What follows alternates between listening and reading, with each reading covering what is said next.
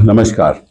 अम, अभी हाल ही में मैं गृह मंत्री जी का एक बयान सुन रहा था। एक चैनल में उन्होंने कुछ ऐसी बातें कही जिससे मुझे बहुत ताज्जुब हुआ, क्योंकि जो कॉन्स्टिट्यूशन अमेंडमेंट बिल 111 और 113 अभी हाल ही में पार्लियामेंट में पेश हुआ, उसके बारे में उन्होंने कुछ कहा। और उन्होंने कहा कि हम तो नैतिकता के आधार पे इसको लाए हैं, और हम चाहते हैं कि जो ऐसे क्रिमिनल लोग हैं, आरोपी लोग हैं, जिनके खिलाफ एफआईआर दर्ज होती है और ऐसे अपराध के लिए दर्ज होती है जहां सजा 5 साल से ज्यादा हो, तो निश्चित रूप से उनको अगर 30 दिन में हिरासत में रखेंगे तो 31 दिन में उनको इस्तीफा देना पड़ेगा। और नैतिकता के आधार पे हम ये कानून लाए हैं, ये उन्होंने कहा। मुझे बड़ा ताज्जुब हुआ, क्योंकि नैतिकता के आधार पे तो उन्होंने कई सरकारें गिराई हैं।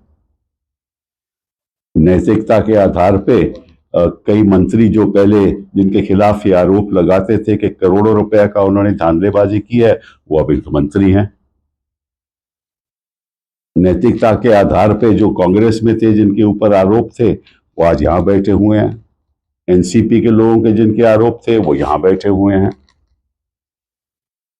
तो मुझे तो बड़ा आश्चर्य होता है जब गृह मंत्री जी नैतिकता की बात करते हैं। चलिए जी, छोड़िए, तो अलग बात है। उन्होंने एक और बात कही कि अगर आपके खिलाफ कोई एविडेंस नहीं है तो निश्चित रूप से आपको तुरंत, जब आप जाओगे कोर्ट में, तो तुरंत 30 दिन के अंदर वो आपको रिहा कर देगी, बेल दे देगी। तो उसमें दिक्कत क्या है? अब मैंने पिछले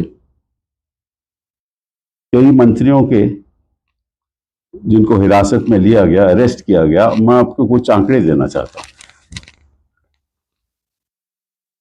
मैं 2014 की बात कर रहा हूं, और ये अमित शाह जी को मालूम होगा जरूर, क्योंकि उनको सब जानकारी रहती है, कौन कहां जाने वाला है, कौन कहां जा रहा है, कौन जहां जाने वाला होगा, ये सब उनको जानकारी रहती है। तो आप देखिए, ये देखिए आप, जितेंद्र तोमर, ये एक जेल रहे 1 साल 5 महीना 2015 में। हाँ, 2015 में, और आज हो गया 2025, 10 साल हो गए, अभी अंडर ट्रायल है। ये ट्रायल अभी खत्म नहीं हुआ, तो पता नहीं कितने और साल लगेंगे। फिर आइए मदन मित्रा, टीएमसी, 1 साल 9 महीने 2014 में गिरफ्तार हुए थे, अरेस्ट हुए थे, और बेल इनको 2016 में मिली, और आप हो गए 11 साल बाद ट्रायल हो रहा है। फिर आइए आप नवाब मलिक, एनसीपी, 18 महीने। ये हुआ, इनका अरेस्ट हुआ फरवरी 2022 को, जुलाई 2023 में बेल मिली, अंडर ट्रायल हैं। फिर आइए आप सत्येंद्र जैन, ये रहे 18 महीने अंदर, अरेस्ट हुए 2022 में, बेल मिली 2024, और अभी क्लोजर रिपोर्ट फाइल हुआ है। सीबीआई ने क्लोजर रिपोर्ट फाइल किया है कि कोई केस नहीं है इनके खिलाफ। तो ये बेचारे 18 महीने जेल में रहे, कोई केस इनके खिलाफ नहीं है, और अंडर ट्रायल कहते हैं, पीएमएलए में अंडर ट्रायल रहे हैं। सत्येंद्र जैन, वो मैंने बात कर दी। अब पार्था चैटर्जी, टीएमसी, 3 साल 3 साल जेल में रहे, 2022 में अरेस्ट हुए, अगस्त 2025 में बेल मिली, और अंडर ट्रायल। फिर आइए मनीष सिसोदिया साहब, डिप्टी चीफ मिनिस्टर, 17 महीने जेल में रहे, पीएमएलए के अंदर, फरवरी 2023 में, अभी अंडर ट्रायल। फिर आइए आप सेंथिल बालाजी, 15 महीने वो भी जेल में रहे, जून 2023 में, 15 महीने के बाद बेल मिली, अंडर ट्रायल। देन ज्योति प्रिया मलिक 14 महीने, अक्टूबर 2023 में अरेस्ट हुए और बेल मिली 2025, ये भी अंडर ट्रायल। हेमंत सोरेन 5 महीने जेल में रहे, केजरीवाल 6 महीने जेल में रहे, अलमगिरी आलम कांग्रेस 15 महीने जेल में रहे, अनिल देशमुख 14 महीने जेल में रहे, फरहाद हकीम 11 दिन रहे। ये तो ताज्जुब की बात है। फिर बाकी लोग, मैं उनकी भी आपको उनका ब्यौरा देना चाहता हूं। ये चिदम्बरम साहब 106 दिन जेल में रहे, और ये बात है 2016 की। अब क्या हो गया, 9 साल हो गए, कुछ कार्रवाई हुई? कोई कार्रवाई नहीं हुई। फिर शिव कुमार, डीके शिव कुमार 50 दिन जेल में, पीएमएलए क्वॉश हो गया। संजय राउत 100 दिन जेल में। तो ये तो जानकारी गृह मंत्री जी को है, तो ऐसा लगता है कि वो भूल चुके हैं। जेल जाना उनको याद रहता है, जब बाहर आ जाते हैं तो भूल जाते हैं कि कितने दिन रहे थे। कहते हैं कि 30 दिन में बेल मिल जाएगी आपको। मैं कोई पर्सनल बात नहीं करना चाहता, उसको छोड़ दीजिए, वो जरूरी भी नहीं। लेकिन ये बड़ी ताज्जुब की बात है। उनको देखिए, उन्होंने एक नया कानून पास किया, बीएनएस, उसमें वो भी भूल गए लगता है, उसका प्रावधान भी भूल गए कि उसमें लिखा है, पहले क्या होता था कि 15 दिन पुलिस कस्टडी में कोई भी अगर इन्वेस्टिगेट कर रहा हो तो 15 दिन की पुलिस कस्टडी हो सकती है। आज भी 15 दिन है, लेकिन पहले कानून में, कोड ऑफ क्रिमिनल प्रोसीजर में, पहले 15 दिन के बाद पुलिस कस्टडी नहीं हो सकती थी। बीएनएस में अब क्या है कि ये कस्टडी, जो ये पीएमएलए हो या सीबीआई हो, तो वो 2 दिन की कस्टडी ले सकता है। कोर्ट में जाके बोले मुझे 2 दिन की कस्टडी चाहिए, बाकी मैं इन्वेस्टिगेट कर रहा हूं। फिर 2 हफ्ते के बाद 3 दिन की कस्टडी और ले सकते हैं। ऐसे ऐसे 90 दिन तक, 60 दिन या 90 दिन तक कस्टडी ले सकते हैं। तो अगर प्रोसिक्यूटिंग एजेंसी ही कस्टडी 60 और 90 दिन लेगी तो 3 दिन में बेल कहां से होगा? ये इनका अपना पास किया हुआ कानून है। अगर इनको अपनी कानून की जानकारी नहीं है, फिर में चैनल में जाकर बयान देते हैं ऐसे, तो मुझे लगता है कि ये देश को गुमराह कर रहे हैं, और वो भी नैतिकता के आधार पे। सब जानते हैं। अब तो देखिए, रियलिटी तो ये है कि हिंदुस्तान की जनता जान चुकी है कि कितना लगाव है इनका नैतिकता के प्रति। तो मैं गृह मंत्री जी से कहूंगा, ये जो कानून लाए हैं ना, ये केवल ऑपोजिशन के चीफ मिनिस्टर्स और मिनिस्टर के खिलाफ उनको हिरासत में लेकर ऑपोजिशन की सरकारों को डिस्टेबलाइज करना, यही आपका इरादा है। और ये नैतिकता की बात जो आप करते हो ना, ये छोड़ दो, क्योंकि इससे कोई फायदा नहीं, कोई इससे प्रभावित नहीं होगा। साथ साथ में जनता को ये भी बता दो कि जहां जहां आपकी सरकारें हैं, चाहे वो केंद्र में हो, प्रदेश में हो, कोई एक मंत्री को आपने जेल में भेजा एक दिन के लिए भी? किसी के खिलाफ एफआईआर होने दी? तो आप बात करते हो कि भाई हम क्रिमिनलाइजेशन को खत्म करना चाहते हैं, तो जरा अंदर भी झांक लो। जिस तरह से आप खुद सरकारें चला रहे हो, उसका भी ब्यौरा कर लो। मुझे बड़ा ताज्जुब हुआ कि जब ऐसे चैनल पे जाकर उन्होंने ये बात कही, तो मैं सोच रहा था कि इस देश में लोकतंत्र में कितनी गिरावट आ गई है। ऐसा तो मैंने कभी हिंदुस्तान के इतिहास में किसी मंत्री को भी ऐसा बयान करते नहीं देखा। एक ऐसे कानून लाओ जो एक हथियार बन जाए। सरकार के हाथ में अब कानून हथियार बन चुका है। जिससे ऑपोजिशन लोगों को हिरासत में लेकर ऐसा सिचुएशन हो जाए कि सरकारें ही गिर जाए। दूसरी बात जिस पे मैंने आज ट्वीट भी किया, लापता धनखड़ जी,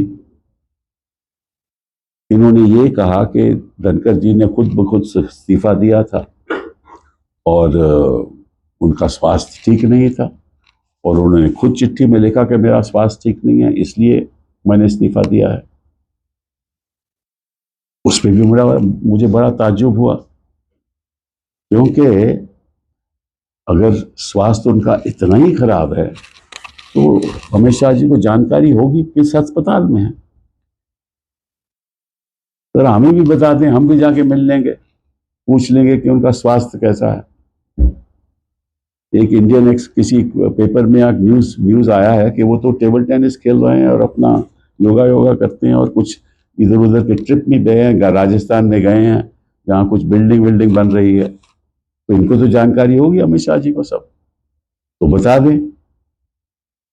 क्योंकि फिर वही बात कि आप जनता को कुछ कहना चाहते हैं, असलियत कुछ और है और जनता को आप बेवकूफ बना रहे हैं।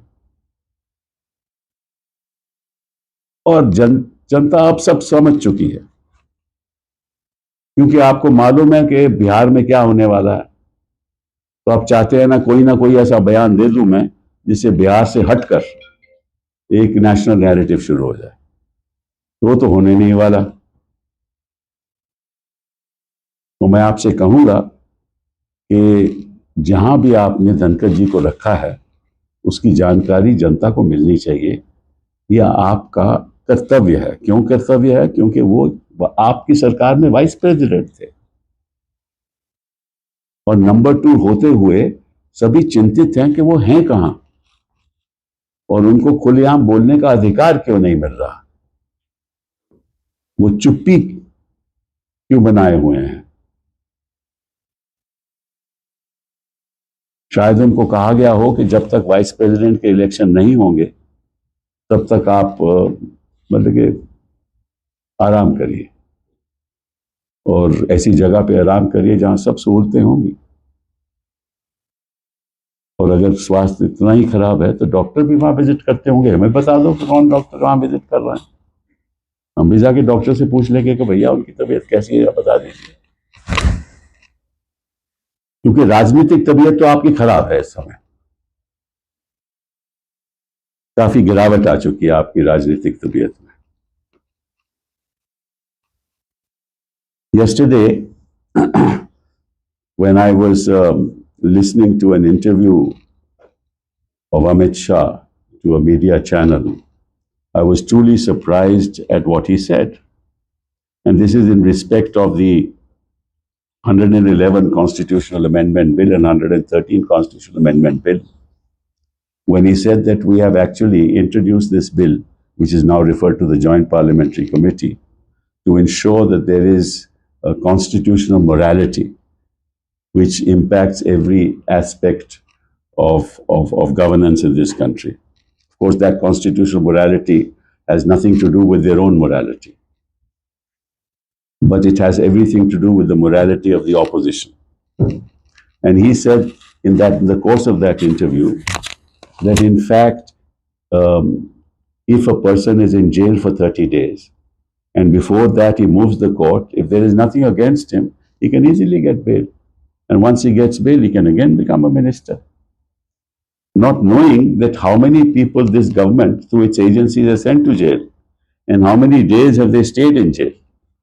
And in that context, I just want to, because I've got some data with me, I just want to tell you how many people have been sent to jail, and only the opposition.